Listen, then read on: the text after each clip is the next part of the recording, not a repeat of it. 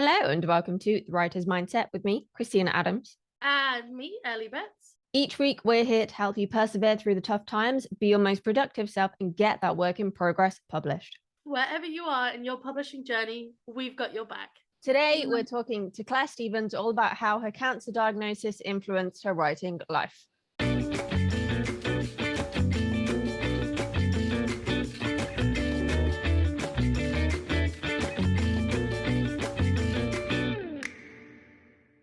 Big shout out to our podcast patrons for all of your support.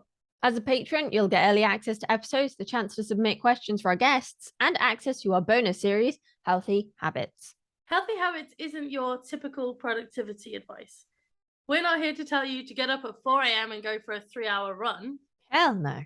We're exploring the latest research to find small changes you can make in your life to be happier, healthier, and more productive in your writing life and beyond. To start developing healthier habits today, come join our community at patreon.com/writersmindset.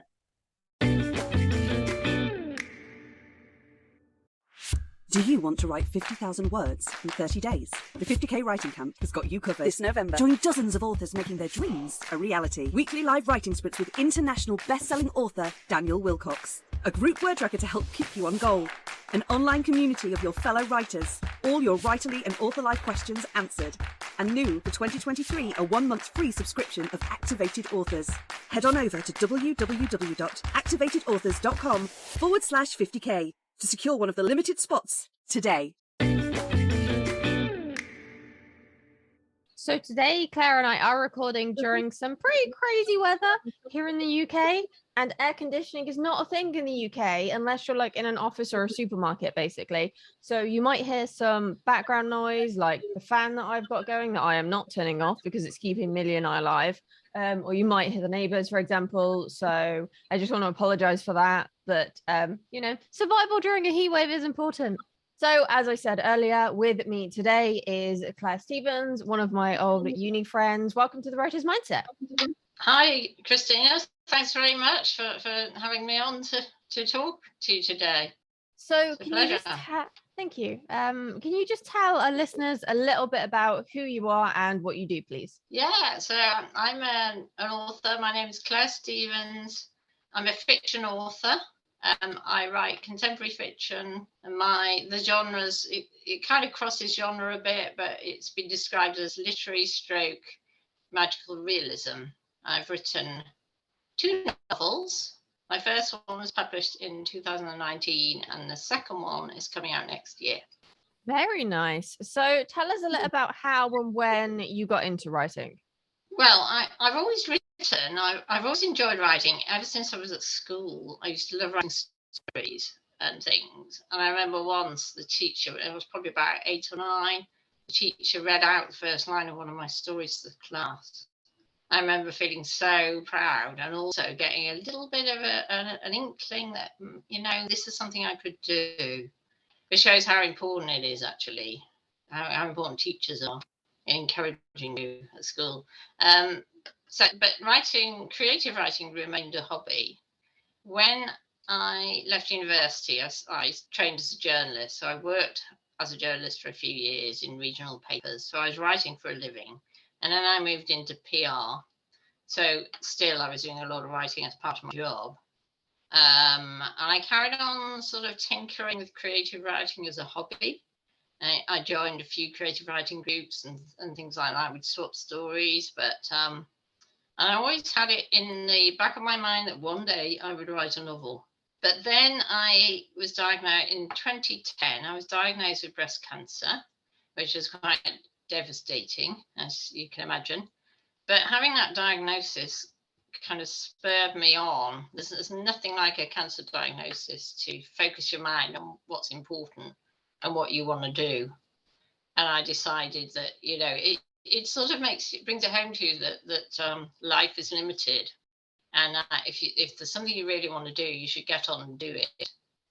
So that is when I kind of took my writing to the next level, if you like, and wrote the novel. And there were several things about that cancer diagnosis that encouraged me to write. I was signed off work with not much to do apart from think about this, diagnosis and go to rock up at hospital for appointments and things. I started writing a blog, and this was in 2010, and there weren't so many people blogging at the time. And to begin with, it was just something to amuse myself. And then I shared it with a few people. They started reading it regularly. They shared it with other people. And it kind of grew from there. And what surprised me was that total strangers were reading my blog, and that people were reading it because they found it entertaining.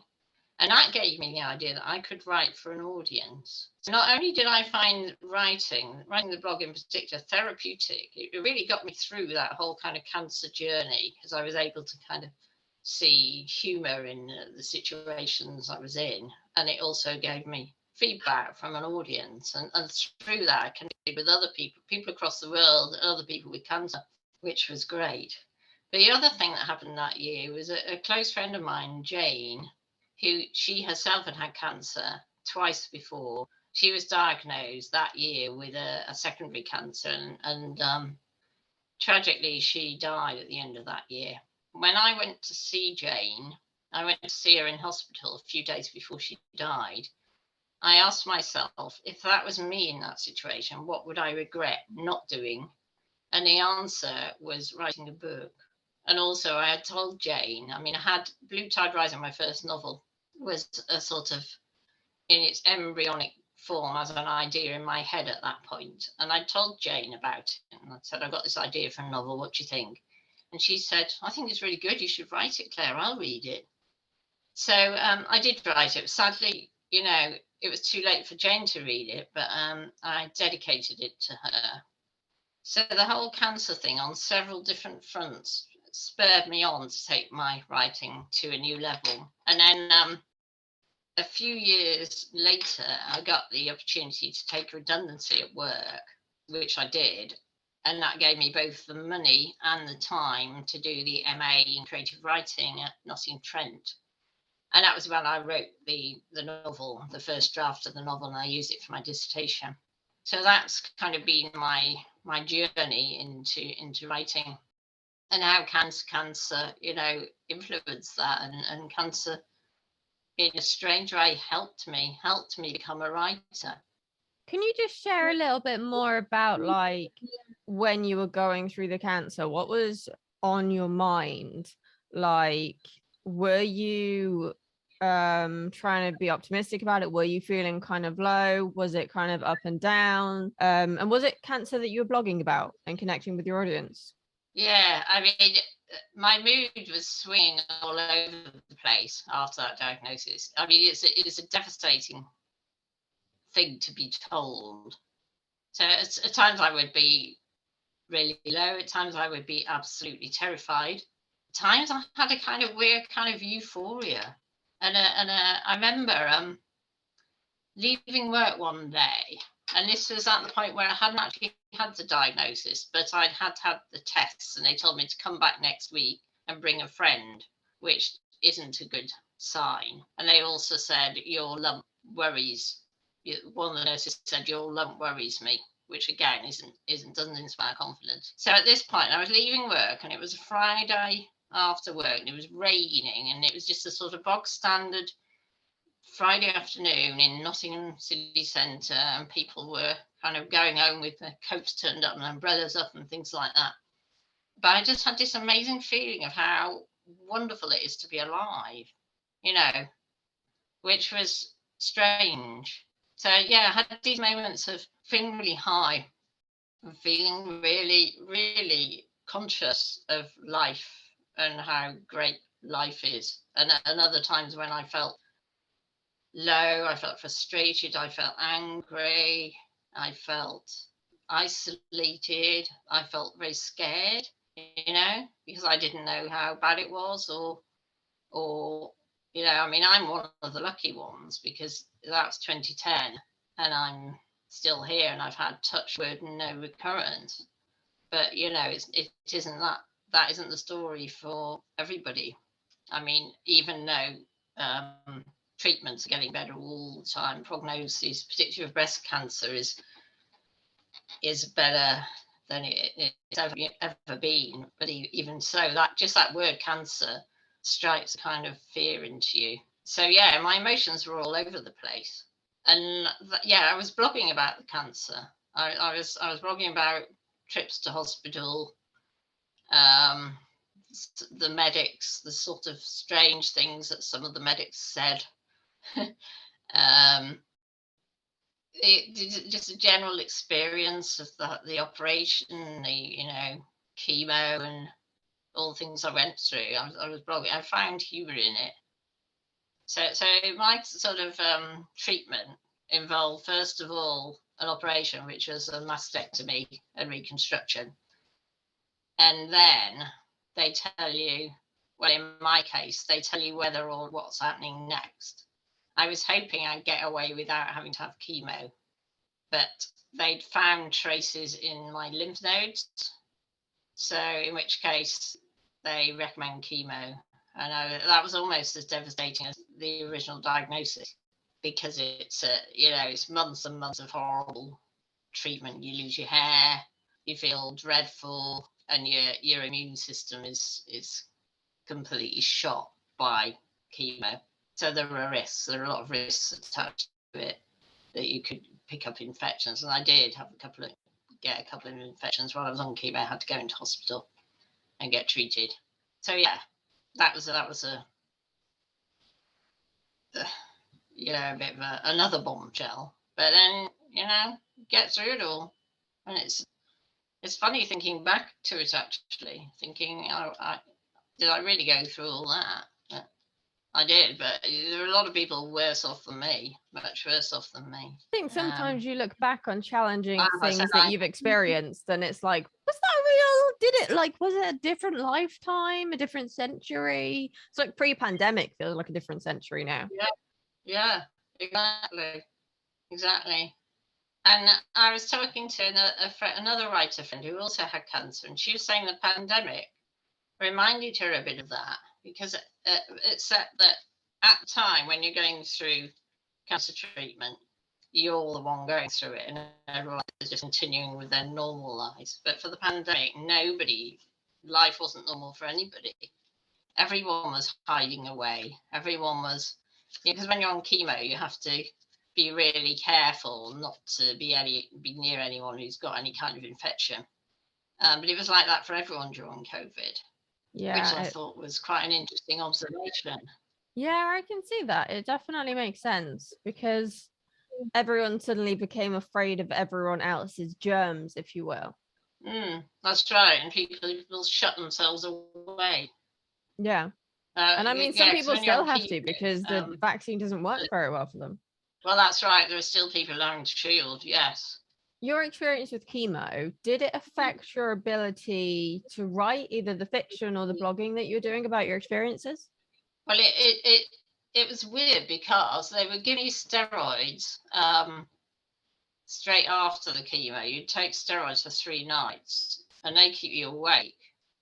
So I had this steroid high where my brain would be absolutely buzzing, and I'd be writing in the middle of the night. But then there were other times where I was just too kind of weak to do very much. But I carried on blogging. I wasn't particularly writing fiction through that cancer journey. I was just doing my blog. So I carried on doing that.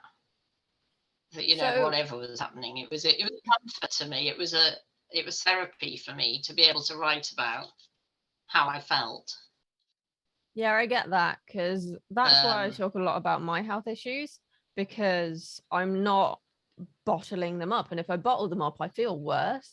But if I just talk to Ellie and say oh, I'm having a rough day, or maybe I post in our Facebook group, or just talk about it on the podcast, it kind of relieves some of the pent up almost anger at your own body for betraying you.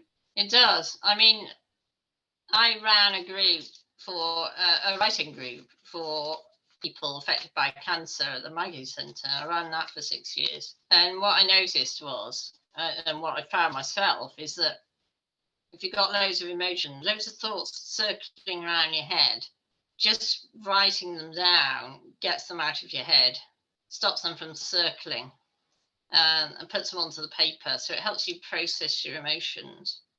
helps you make sense of them, and which is why that kind of therapeutic writing, why groups like that group at Maggie's are really important. And not just writing, other forms, there's an art group there as well. Creative expression is so valuable if you're going through something, I find. Yeah, I mean, totally some agree. people didn't come along. Some of those people didn't come along to that group during their cancer treatment because it was all too much. But they would come afterwards, and it helped them make sense of what they've been through, their experiences. I think sometimes we underestimate the power of writing, even as writers, because yes, okay, a lot of us are writing fiction. We don't think about how, when it comes to writing nonfiction and exploring our emotions, that it just relieves us of a lot of our physical tension and our inner whatever we're dealing with, because it's why I'm a big fan of expressive writing. Expressive writing made a massive difference to my fibro and fatigue. Like, I can't even tell you the difference. And I don't think until we're doing that writing exercise and coming out the other side of it, we realize how much we were holding on to and how much it was impacting us physically and mentally. Exactly right. I mean, they've done studies, haven't they, into the effects of writing on ex-offenders and other groups of people, and found it has really positive effects on mental That's health. interesting. I didn't know that about ex-offenders. I only know about the impact on chronic health, so that's interesting to know. Yeah, there's a guy, somebody did some studies in America, I can't remember his name, specifically with ex-offenders, and it was quite interesting. Yeah, it sounds it. Yeah, it's something that, because I guess like in that situation when you have been offending, there is something that caused that, whether it was past trauma or you're wired a certain way, you were raised a certain way. Like, writing is going to help you to unpack all of that in a safe space, because you're not writing it to be read by anyone else. You're not talking to a therapist if you're afraid of judgment. That can be really scary. You're just doing it to offload, and it's just so freeing. And it also boosts people's confidence. Because people come to the Maggie's group and they didn't think they could write, and they'd be quite nervous, and they'd say, I haven't written anything since school, I wasn't any good at school. But they were good, and they'd write and they'd enjoy it, and they'd write poetry, and which was great. And I kind of think it's so sad that they came away from school thinking that they couldn't write. That is really sad. And I think, unfortunately, it is a reflection of the education system in a lot of places. Like, that creativity is not encouraged. You are trained to write like a lawyer or something. And if you don't do that, there's something wrong with you. And going back to what you said before about teachers, I was really lucky. I had like 3 that really encouraged me. I had one at junior school who encouraged me to write short stories during the half-term holidays because she knew I enjoyed writing. I had one who was an English teacher who I just like talked about books and literature and stuff with, and he was always like, he gave really useful feedback when he like edited my essays and stuff. Not edited, marked, you know what I mean? And then there was this other teacher, and he was like a really well-respected figure in the local community, been around forever, well known for walking around wearing a big like Australian style hat that I've forgotten the name of, like you could spot him a mile off. And I remember, I always like, there are some memories that are just cemented in your mind. I always remember he gave me an essay back once, I think it was in year 8, this was in history. And he said, I love the way you write. It's really chatty and casual, and I feel like we're just having a conversation. Don't ever change that. And it probably screwed me over a little bit when I was at school and uni, because I found it hard to switch that off. But it's really helped me in terms of blogging and writing fiction, because it makes what I'm writing much more conversational and much more accessible, because I know a lot of my readers have chronic health issues, and because I'm writing it as if I'm talking to them, it's not like a mind fuck to try and work out what this or that means, because I'm not writing really long descriptive sentences. I mean, there's nothing wrong with long descriptive sentences, but they're not something I can like do. My brain can't do it. I think it's the poet in me as well. Yeah, absolutely. And like you say, it shows how important teachers are. And just something like that guy saying that to you, or the teacher who read out the first line of my story at school. Just something like that is memorable, and you remember that, don't you? If a teacher had been really critical, you would remember that. Yeah, one of our past interviewees, Tara Kelly, she actually had, I think it was an old boss at work, tell her she was a terrible writer. And she stopped writing for years because this person in like a position of authority had told her she was bad. Like, how awful is that to say that to someone and not even offer any like constructive criticism or anything? It's just, you're bad. It's the worst type of feedback. It's terrible. Yes. When it is somebody in a position of power, it stays with you, doesn't it? And it's a very destructive thing to do. Really, really is. So going back to your journey, how did you find that your cancer diagnosis and journey through recovery changed your relationship with writing? Like, at what point did you go, okay, I'm going to commit to writing fiction now, I'm going to do this more than just for fun, I'm going to look to find a publisher? I think I started to think that when I did the blog, and when the blog got more readers, and when I started getting feedback from people that they were looking forward to the next blog. Where's the blog? What's the blog about today? You know, or I really like your blog, it really made me laugh, or whatever. Then I thought, I really don't want to go back to work. You know, I mean, I did go back to work. I had to go back to work, but I at that point I thought, I don't want to do the sort of work I'm doing for the rest of my life. I want to do something with creative writing. And then I think it cemented. It was towards the end of the year when Jane died, and when I saw her in hospital, and I thought, I've got to do this. You know, I will regret it if I don't. So I think that was a kind of pivotal point in my journey. And then I think once you decided you're going to do something, there's a theory, isn't there, that if you set your mind on something, the universe will conspire to make it happen. So things kind of fell into place, not straight away. I mean, I wouldn't have had the energy anyway after going back to work after having cancer.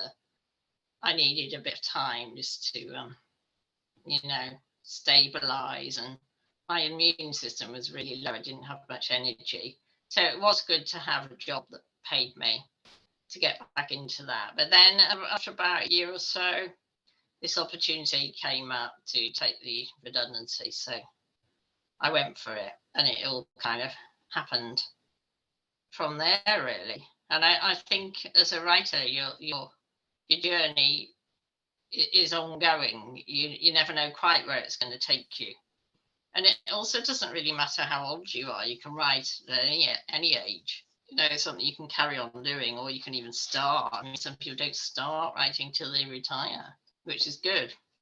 Yeah, I think it's never too late and it's never too early to get started.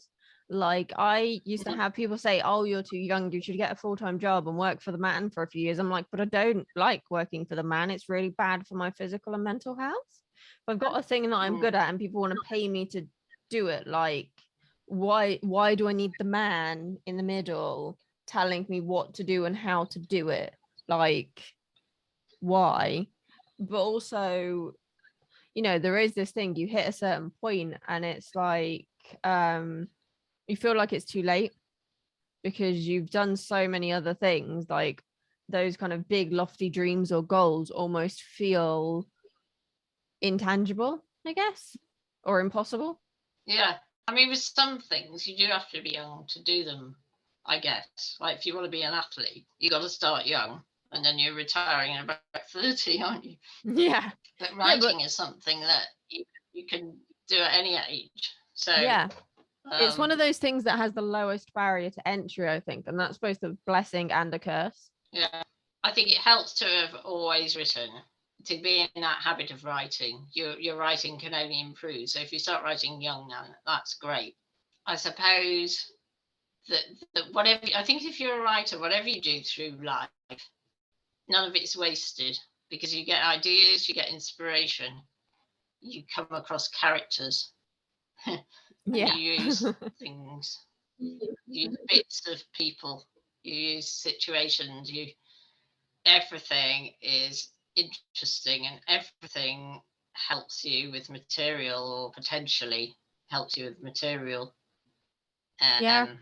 Whatever your experience, good or bad, if you're a writer, you can use that. Yeah, definitely. And I think people sometimes forget that everyone has some sort of story in them. Like, I don't necessarily believe everyone has a book in them. I believe everyone has a story that is interesting, and whether that is their life story or a 5-minute fragment of their life that was really interesting or powerful, there is something.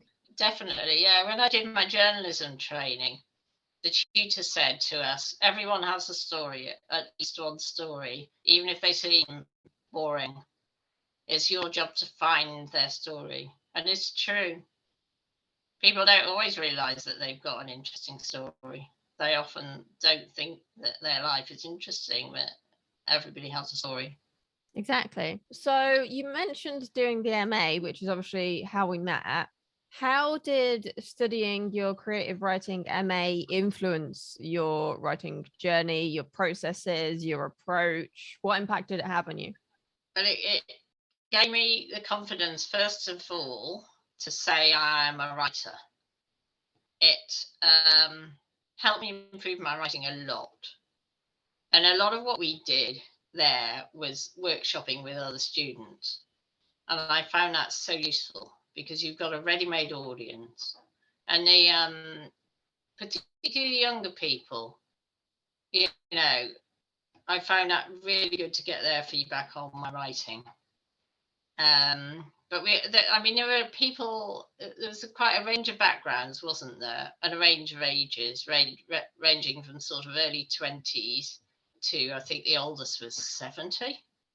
So, and all sorts of different backgrounds, different nationalities as well on that course. So I find it really, really helpful. Yeah, to it was. get feedback from other people.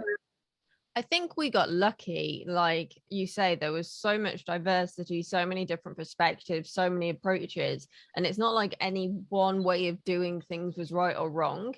Everyone was open to discussing things and supporting each other. It wasn't like the other people in the class were your competition. It was, how can we help each other and raise each other up? And I think that's so rare, particularly for beginner writers. Like, you do see, like, the indie author community, everyone's always looking to help each other. They have tremendous support regardless of what genre someone writes in. But I have certainly found a lot of people who are much newer to the industry, they're afraid that, like, their ideas are going to get stolen, or they don't want to approach someone further along in their career for advice. And everyone wants to help each other because everyone knows how hard it is. Indeed, yes. I think that perhaps one of the hardest things when somebody starts doing something like the MA is the idea of facing criticism. The idea of people reading your work and giving you their opinion on it.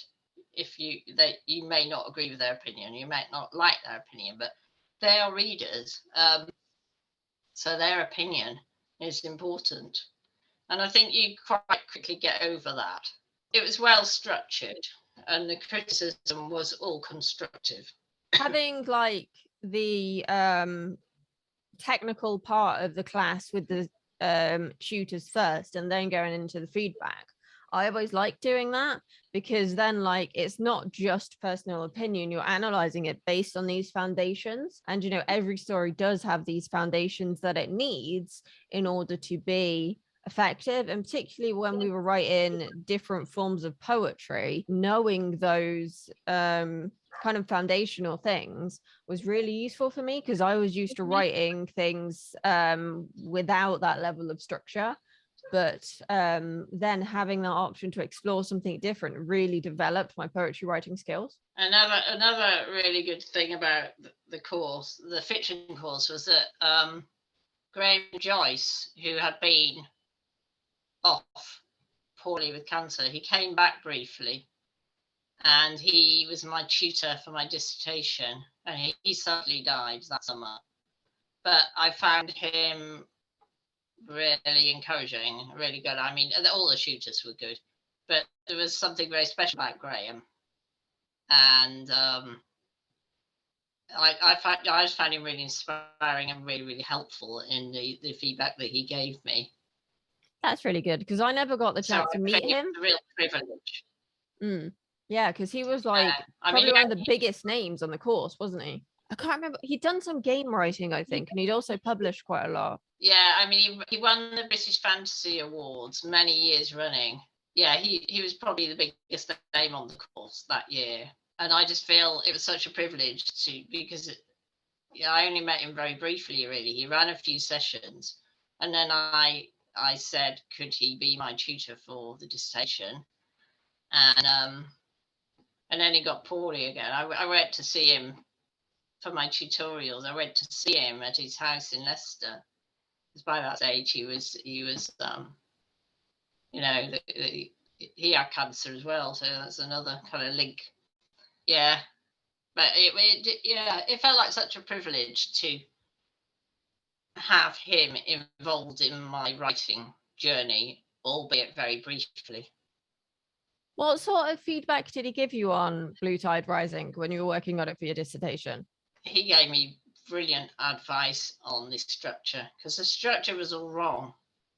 I had a load of backstory all chunked together. And he said, you need to balance it out. I mean, it's a very simple thing. It seems obvious now. He said, you need to balance it out with front story. So I did. I struggled with, I still do, probably struggle with structure more than anything else. But he just helped me see it differently and helped me go back and revise it and improve it. No end. So yeah, it was the structure. It was the main thing, I think. That's really lovely. There's always something, isn't there? Like, I remember Rory, my tutor, he helped me with description. That's still something I struggle with, but I remember we were sitting in a cafe and he explained to me, like, rather than having a paragraph describing how someone looks, kind of find a way to wedge it into what they're saying, because my stuff's quite dialogue heavy. So for example, can they like flick their hair while they're talking, stuff like that, and it just makes it flow a lot better, rather than having like an info dump of every minute detail that makes some person's appearance unique that you're probably gonna forget, and the reader's probably gonna forget as well, because it's just that one paragraph and you actually want to get to the action in the story. Yes, it's sort of weaving in those little things, little mannerisms and body language and things like that. Yeah, I'm not very good at description. I mean, I'm not very good at remembering to put it in. So I sometimes kind of go back and I think I need a bit more description in here. So I kind of retrofit it. But I tend to write without much description initially. And I don't, personally, when I'm reading, I don't like long, big chunks of description. It sort of turns me off. Yeah, I'm the same. I don't like the big long chunks of description. I think that's to do with my attention span. And also I do write quite dialogue heavy first drafts. And the only time I haven't done that is when I had a complete outline and I was writing about a location I was familiar with. I tried the same process where I was writing a book set on a cruise ship. I've never been on a cruise ship. I don't really like boats. And I found it a lot harder to include the description as I'm writing. Whereas when I was setting it somewhere I know, it was much easier, I guess, because I could see it in my head and I already had the language to explain it. Whereas having not been on a cruise ship, it makes it harder to visualize certain aspects and like how they engage with their environment. So I got to the point where I was like, you know what, I'm just going to write this and then see what happens. And I can just weave in the description later, like you're saying. And actually, not long after I thought that, my friend who has been on a cruise ship sent me a link to a cruise ship tour of the one that she went on a few years ago. And it's like an hour long. But like even my boyfriend came down and started watching it and he was like, should we go on a cruise? So now we're considering that for a holiday. Yeah. It shows the value of research, doesn't it? Interestingly, when I was writing my second novel, there are some scenes set in Ljubljana in the early 80s in a club. And I contacted the BR City of Literature through our Nottingham City of Lit, and they put me in touch with some people there who, because there was a kind of burgeoning indie music scene at the time in Ljubljana, they put me in touch with some people who could help me with that. And one of them sent me a video from 1982 in one of these clubs, and it was amazing. That's so cool, and it shows the importance of that network as well. The network, exactly, yeah, and actually began to see something, which is why we're so lucky that we have this thing, the internet, because it just helps so much with your research. It so does. It? So does. If you haven't been to a city, you can explore it. You can explore it virtually. My new novel is partly set in the southwest where I grew up, and the main character lives somewhere. She lives in a fictional place, but it's kind of like the area where I grew up. And I found on YouTube somebody filmed the bus route that I used to get on my way to school, because I went to school in Bath. So I able to kind of relive that through this YouTube video. So you could do walking tours and all sorts. Yeah, it's so cool. Yeah, when I was working on one of my other projects, I wanted to learn more about the Nottingham caves, and I found a video on YouTube, and it was some urban explorers actually going into Nottingham's catacombs. I didn't know Nottingham had catacombs. They're sealed up, so you're not technically meant to go in. And they're actually not as good as in some places. That they are like they're not as interesting as the actual caves. But it's interesting to find out like that kind of local history that you kind of accidentally stumble on when you're looking for the things. That's right, and then you can weave it into your writing. Exactly. Yeah. I think as a writer, life is endlessly fascinating, and you come across things that weren't originally going to be in your imagination, and you think, yeah, I can use that. I like writing in cafes and places where there are people, because I like observing people. So it really helps with those descriptions. It really does, yeah. And I think sometimes the atmosphere can be really nice when you're sitting in a cafe. Yeah. So I'm not very good if I'm just sat at my computer trying to describe what a person looks like, what they're wearing, how they walk. I can't always conjure that up. But if I'm sat in a cafe, I can look at people and get ideas. Yeah. I used to find their body language. I used to do editing in a cafe. I edited my dissertation in Costa, and I just found that like that change of scenery got me out of my own head a bit, so that I could focus a bit more and be a bit more objective about what I was working on. Absolutely, yeah. It takes you away from the other distractions that you have around you as well at home. So, I mean, during COVID, there wasn't much open, but everything's open again now. So that's an option again now, which is great. Yeah, exactly. So one question we ask all our guests is, what's one book that changed your life? Feel Fear and Do It Anyway by Susan Jeffers. It was, she was kind of big in the 90s, but that book was quite pivotal in that it's all about, I think it was Susan Jeffers that first talked about this idea of fear barriers and going through fear barriers. And it just helped me with so many things. I used to be really scared of standing up in a room in front of people and talking. And that book helped with that. And I did that year, I hitched to Turkey to raise money and awareness for Amnesty International. I was scared of doing it.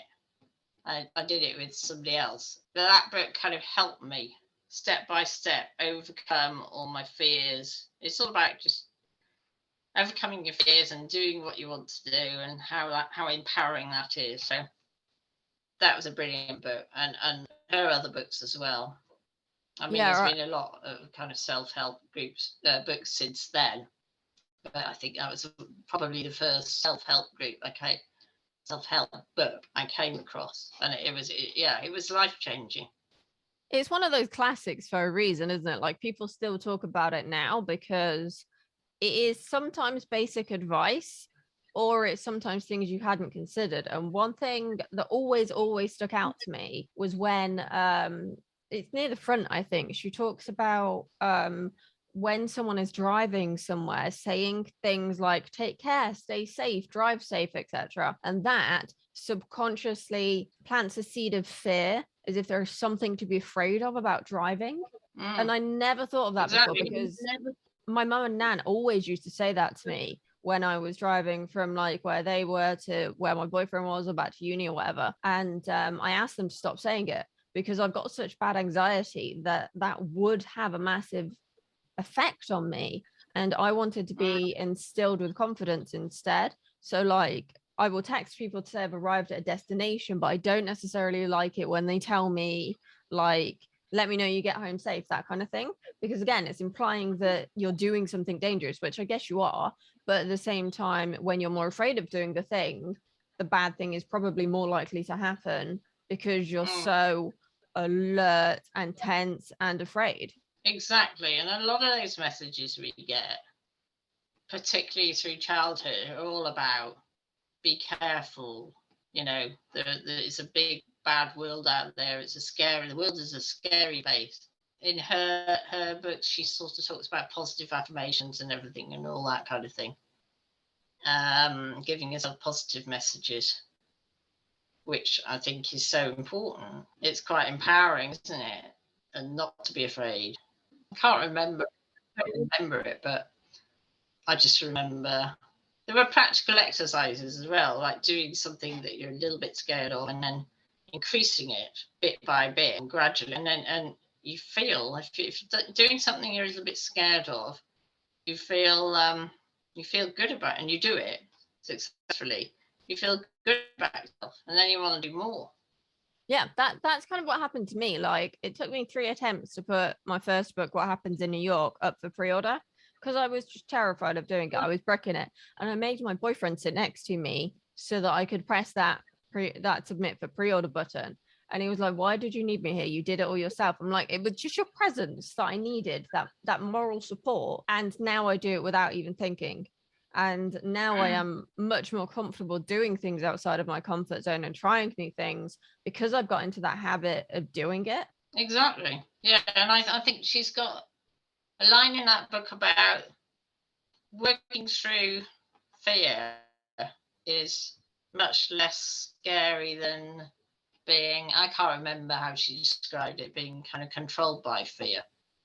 Working through doing scary things is actually less scary than letting fear confine you and, you know, constrain you. Yeah, if you're in that cycle of like letting fear or anxiety control you, I think it's easy to forget that actually doing the thing and then having done the thing is less scary than panicking over doing the thing, or if the thing is actually going to happen the way you are afraid it will. Yeah. So where can our listeners go if they want to find out more about you? I've got a website, clarestevens.com, so they can find out more about it. I do a blog, which is called Away with Words, which is on that site.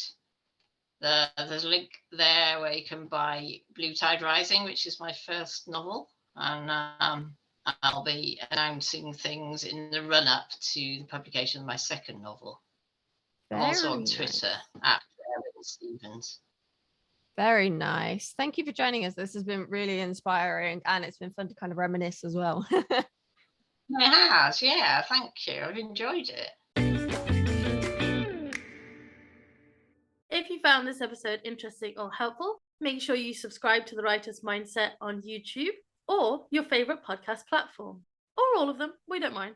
Everything from a like to a rating to a review to a subscribe to shouting about us on social media helps us to reach more writers so that they can overcome the mindset issues that are holding them back with their writing too. If you're on social media, come join us on Instagram at Writers Mindset Pod, or join our Facebook group, which you can find by searching for The Writer's Mindset. And don't forget to come join us over on Patreon for our bonus series, Healthy Habits. See you next time. Keep writing.